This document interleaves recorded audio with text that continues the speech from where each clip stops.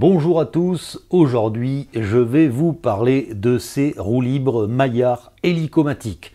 Alors vous risquez d'en croiser, même si elles n'ont été fabriquées que pendant 6 ans, et ce sont vraiment des roues libres très particulières.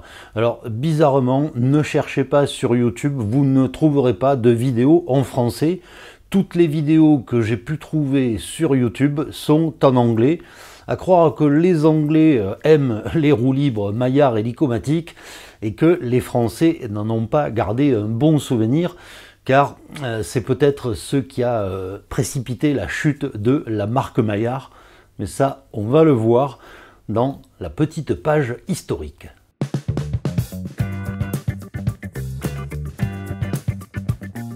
C'est l'inventeur Francis Besse qui met au point le système de ces roues libres Maillard hélicomatiques vers la fin des années 70.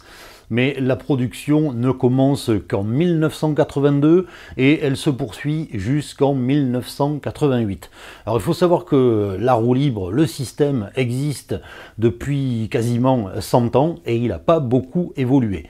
Francis Besse, lui, part d'un autre principe, c'est de changer la fixation de la roue libre sur le moyeu avec un système justement de pas de vis hélicoïdal, d'où le nom hélicomatique.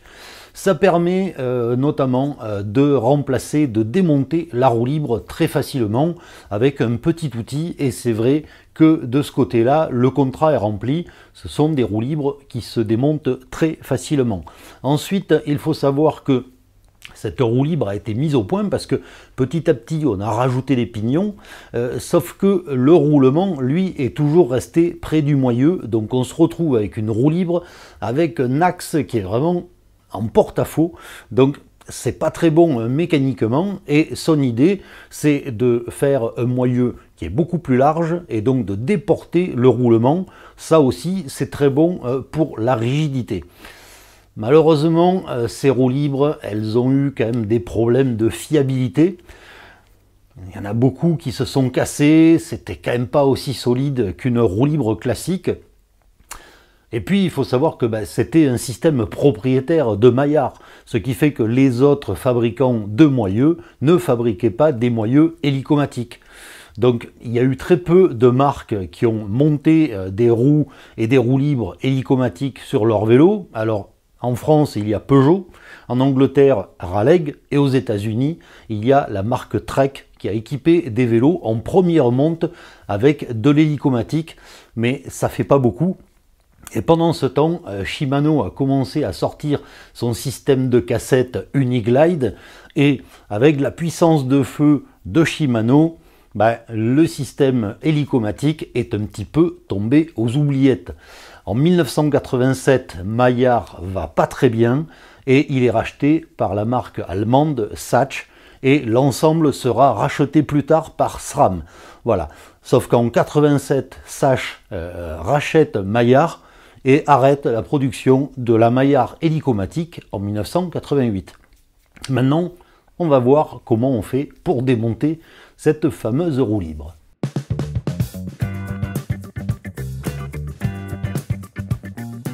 Pour démonter une roue libre Maillard hélicomatique, il faut avant tout cet outil, ce fameux outil, voilà, donc c'est un outil en tôle.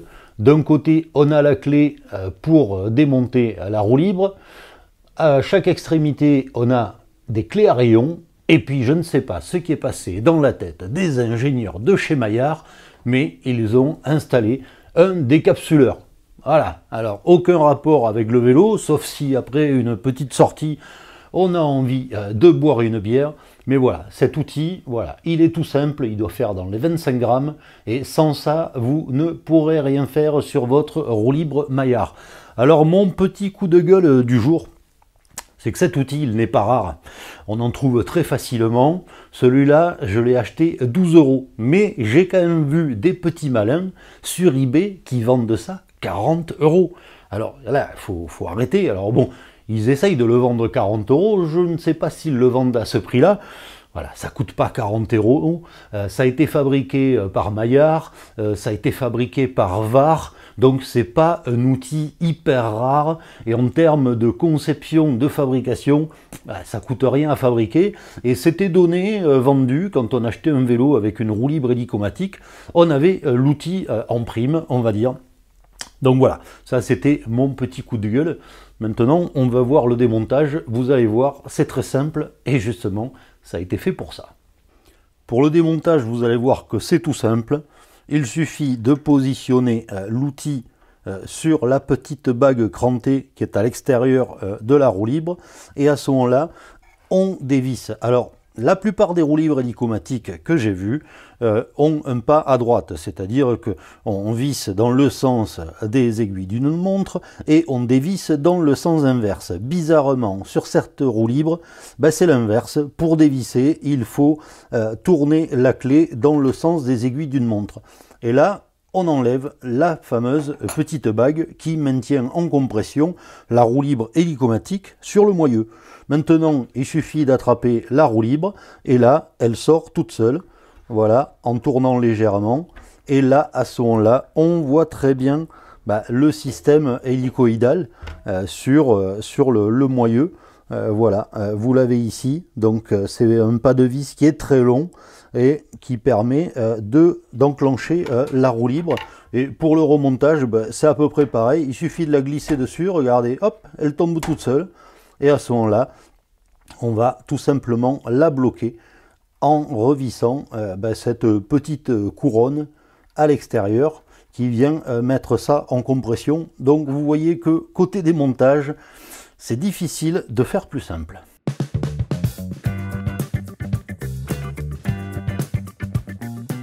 Maintenant, on va voir comment démonter les pignons du corps de la roue libre. Ça peut être intéressant si vos pignons sont usés ou si vous voulez modifier l'étagement de votre roue libre. Et là aussi, c'est très simple, c'est comme sur toutes les roues libres et c'est comme sur toutes les roues libres Maillard. On va voir ça tout de suite. Pour le démontage, il va nous falloir 2 fouets à chaîne. Alors, le premier fouet, on va l'installer sur le grand pignon, comme ça. Voilà.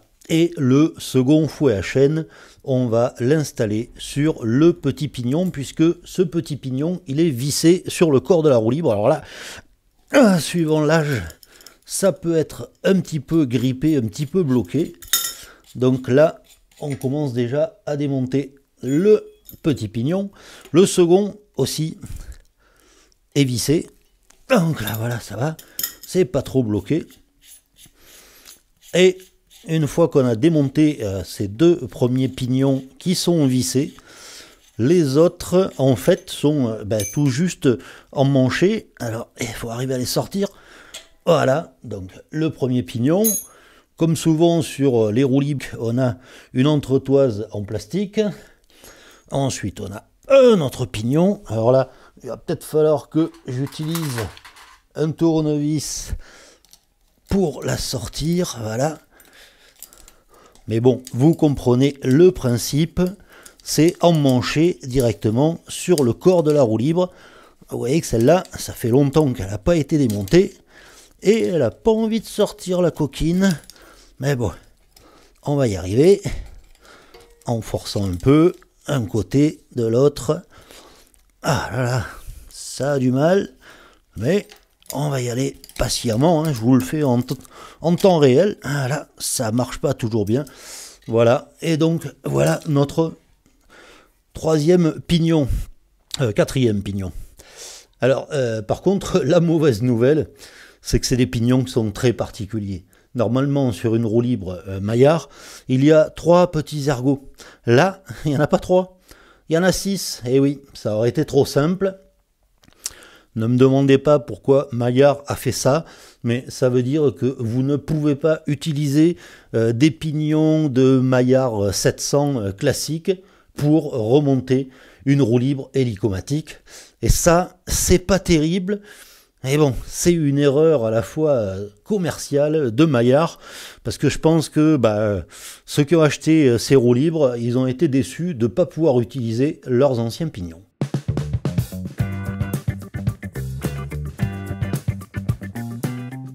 Vous voyez donc que ces roues libres Maillard hélicomatiques, même si elles paraissent exotiques, sont très simples à démonter. Bien sûr, il faut avoir le petit outil qui va bien, sinon ça c'est problématique. Alors sur cet outil, je vous ai dit qu'il y avait un décapsuleur.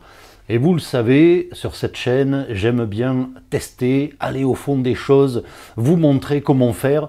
Donc, je prends mon courage à deux mains et je vais tester la qualité de ce décapsuleur.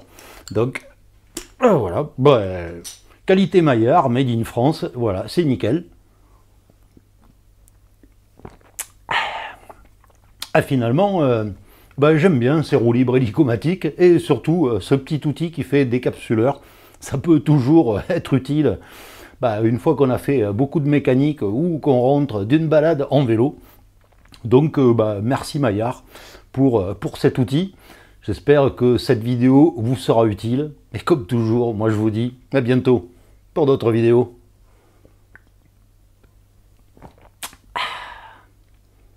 C'était pas mal cette fin de vidéo, je crois. C'était pas mal.